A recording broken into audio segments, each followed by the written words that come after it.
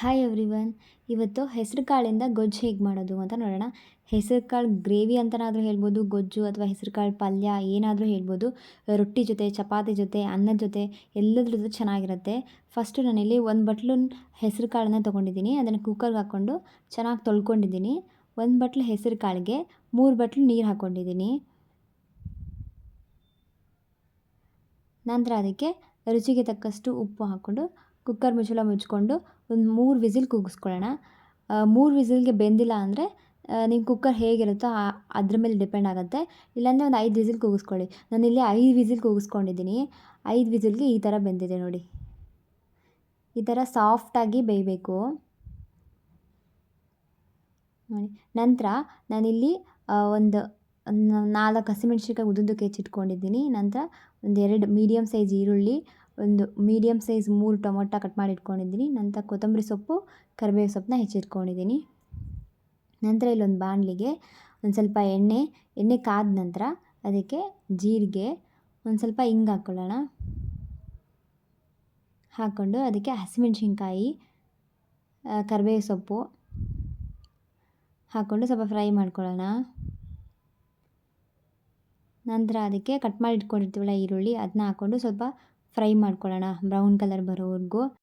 ಹೆಸರು ಕಾಳು ದೇಹಕ್ಕೆ ತುಂಬ ತಂಪು. ನಿಮಗೆ ಮಸಾಲೆ ಗೀಸಲೆ ತಿನ್ನೋದು ಬೇಡ ಅಂತ ಏನಾದರೂ ಅನಿಸಿದ್ರೆ ಆ ಟೈಮಲ್ಲಿ ನೀವು ಇದನ್ನ ಮಾಡ್ಕೋಬೋದು. ಇದಕ್ಕೆ ಏನೂ ಮಸಾಲೆ ಹಾಕೋದೇ ಬೇಡ. ತುಂಬ ಟೇಸ್ಟಿಯಾಗಿ ಚೆನ್ನಾಗಿರುತ್ತೆ, ಲೈಟಾಗಿರುತ್ತೆ.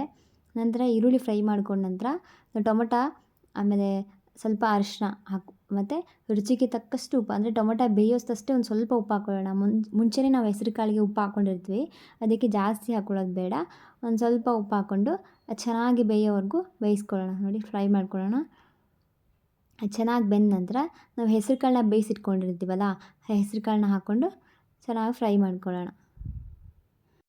ನಂತರ ನಿಮಗೆ ಯಾವ ಹದಕ್ಕೆ ಬೇಕೋ ಅಷ್ಟು ನೀರು ಹಾಕ್ಕೋಬೋದು. ಜಾಸ್ತಿ ಹಾಕ್ಕೊಳ್ಳೋದು ಬೇಡ, ಅಂದರೆ ತುಂಬ ತೆಳ್ಳಗಾದರೆ ಚೆನ್ನಾಗಿರಲ್ಲ. ಒಂದು ಮೀಡಿಯಮ್ ಹದದಲ್ಲಿ ಇದ್ದರೆ ಚೆನ್ನಾಗಿರುತ್ತೆ.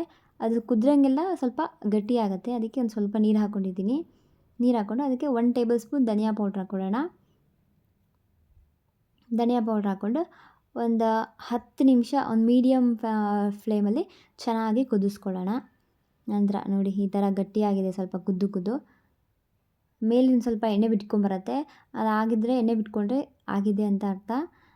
ನಂತರ ಇಲ್ಲಿ ಲಾಸ್ಟಲ್ಲಿ ನಾವಿಲ್ಲಿ ಸ್ವಲ್ಪ ಕೊತ್ತಂಬರಿ ಸೊಪ್ಪು ಉದುರಿಸ್ಕೊಂಡು ಫ್ರೈ ಮಾಡ್ಕೊಂಡ್ರೆ ಮುಗೀತು.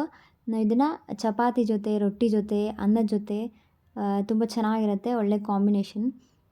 ಈ ವಿಡಿಯೋ ಇಷ್ಟ ಆಗಿದ್ದಲ್ಲಿ ಶೇರ್ ಮಾಡಿ, ಲೈಕ್ ಮಾಡಿ, ಸಬ್ಸ್ಕ್ರೈಬ್ ಮಾಡಿ. Thank you for watching.